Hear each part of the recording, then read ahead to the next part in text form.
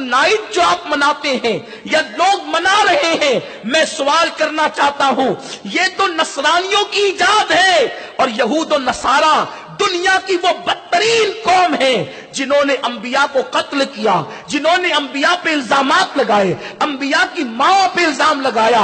آپ جانتے ہیں یہود سے اللہ تبارک و تعالیٰ نے کتنی نفرت فرمائی اور نفرت کرنے کا حکم دیا۔ میرا رب ارشاد فرماتا ہے علیہم الذلہ والمسکنہ، کہ اللہ نے ان پہ ذلت اور غربت کو مسلط کر دیا ہے، اس لیے کہ یہ انبیاء کے قاتل ہیں، انبیاء کے گستاخ ہیں۔ اور انہی یہودیوں نے عیسائیوں کے اندر 12 فرقے پیدا کیے۔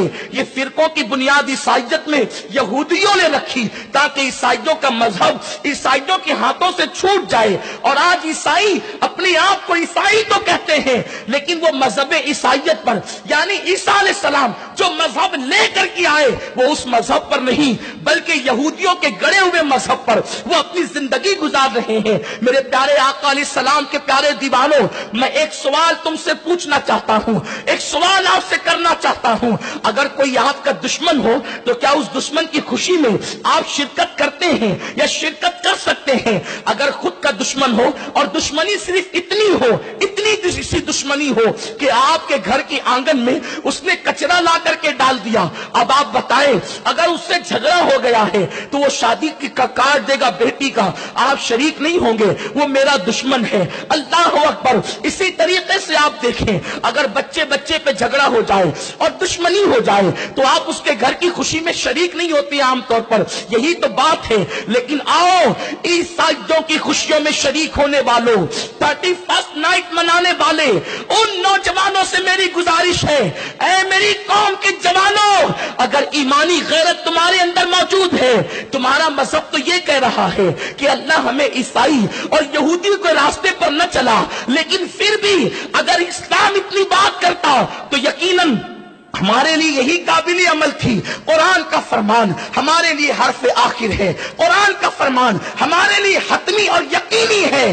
قرآن نے جس کو دوست کہہ دیا وہ ہمارا دوست ہے، قرآن نے جس کو دشمن کہہ دیا وہ ہمارا دشمن ہے۔ غیر المغضوب علیہم ولا الضالین، عیسائیوں کے تہوار سے رکنے کے لیے کافی تھا، روکنے کے لیے کافی تھا، لیکن تم نہ رکے۔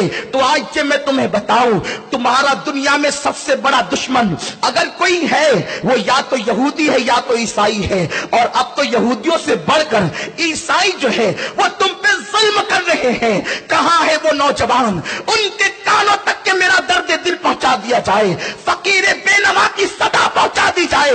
عراق کی سرزمین پر ہونے والے ظلم پر ماتم کرنے والوں، سیریا پر لوٹنے والے دعا پر ماتم کرنے والوں، حلب کی تباہی پر ماتم کرنے والوں، یمن کی بستی کو قبرستان میں تبدیل ہونے پر آنسو بہانے والوں، لیبیا کی تباہی پر آنسو بہانے والوں، بیت المقدس کے اندر ایک ایک لڑکی مسلمان کے ساتھ 8 فوجی کا زنا بیان کر کے اور سن کر کے رونے والوں، میں تم سے پوچھنا چاہتا ہوں کہ یہ ظلم کون کر رہا ہے؟ سیریا میں اٹھنے والے دھوئے کا ذمہ دار کون ہے؟ یمن پہ اٹھنے والے دھوئے کا ذمہ دار کون ہے؟ مسلم بستیوں کو قبرستان میں جو تبدیل کیا جا رہا ہے اس کا ذمہ دار کون ہے؟ یہ وہی نام نہاد عیسائی ہے جن کے ساتھ مل کر، جن کے طریقے پر تم 31 نائٹ منا رہے ہو۔ میرے آقا علیہ السلام کے پیارے دیوانوں، کیا اللہ کے حبیب نے یہ نہیں فرمایا تھا کہ مسلم ایک جان کی طرح ہے، مسلم ایک جان کی طرح ہے، تکلیف کسی کو بھی ہو، درد پورے جسم کو ہوتا ہے، مسلمان ایک جسم کی طرح ہے، اگر ایک جسم کے کسی بھی عضو کو تکلیف پہنچے گی تو پورا جسم بے قرار ہو جائے گا، پورا جسم بے چین ہو جائے گا۔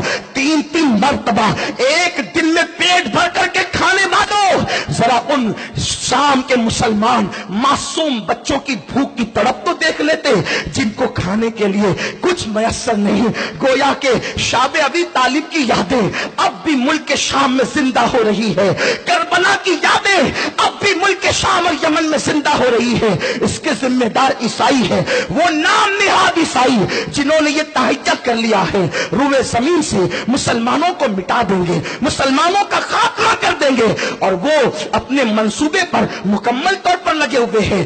بے غیرت مسلم نوجوانوں کو بتا دو کہ عید میلاد النبی کوئی عیسائی مناتا ہوا نظر نہیں آتا، اور تم 31 نائٹ مناتے ہوئے نظر آتے ہو، اور وہ بھی کس طرح سے؟ شراب میں ڈوب کر، شباب میں ڈوب کر، شاعری میں ڈوب کر، کالے میوزک میں ڈوب کر، بھول گئے قبر کی تاریخ وادی۔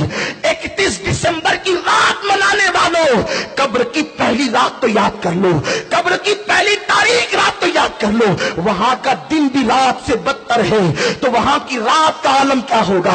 میرے امام کہتے ہیں اندھیرا گھر، اکیلی جان، دم گھٹتا دل اکتاتا، خدا کو یاد کر پیارے، وہ ساعت آنے والی ہے۔ ہمارے آقا نے یہودیوں سے عیسائیوں سے کتنی نفرت کی ہے، اور آج ہم معاذ اللہ عیسائیوں کے نقش قدم پہ چل رہے ہیں، ان کے پیچھے پیچھے چل رہے ہیں۔ تمہیں پتا ہے اللہ کے حبیب مصطفیٰ جان رحمت صلی اللہ علیہ وسلم جب مدینہ منورہ پہنچے، ذرا دل کے کانوں سے سننا، آقا کریم مدینہ منورہ پہنچے تو سرکار نے پوچھا کہ یہ یہودی 10ویں محرم کو روزہ کیوں رکھتے ہیں؟ تو صحابہ نے عرض کیا، مدنی صحابہ نے، انصار نے بتایا، یا رسول اللہ یہ اس لیے روزہ رکھتے ہیں کہ اس دن جناب موسیٰ علیہ السلام کو فرعون اور فرعونیوں سے نجات ملی تھی۔ آقا کریم نے فرمایا موسیٰ ہمارے پیغمبر ہے، ان سے زیادہ ہم حقدار ہیں کہ موسیٰ کا دن منائیں، یوم موسیٰ ہم منائیں۔ اس سے پتا چلا نبیوں کا دن منانے کا حکم امام الانبیاء نے عطا کیا ہے۔ سبحان اللہ۔ جب یوم موسیٰ منایا جا سکتا ہے تو یوم جان موسیٰ ختمی مرتبہ کیوں نہیں منایا جا سکتا؟ حضور علیہ السلام کا دن کیوں نہیں منایا جا سکتا؟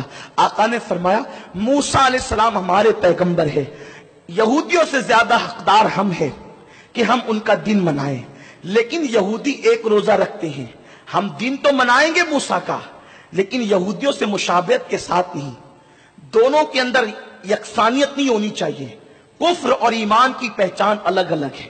اسلام آدھا تیتر آدھے بٹیر کا نام نہیں ہے، اسلام مکمل اسلام ہے۔ اسلام کے اندر یہ پالیسی قطعاً نہیں با مسلمہ اللہ اللہ با برہمن رام رام، یہ اسلام نہیں۔ اسلام صرف اسلام ہے، اسلام خالص اسلام ہے۔ آقا نے فرمایا وہ ایک روزہ رکھتے ہیں، ہم یوم موسیٰ تو منائیں گے لیکن ایک روزہ رکھ کر نہیں بلکہ 2 روزے رکھ کر۔ سبحان اللہ۔ یوم موسیٰ بھی منا دیا جائے اور یہودیوں کی مخالفت بھی ہو جائے۔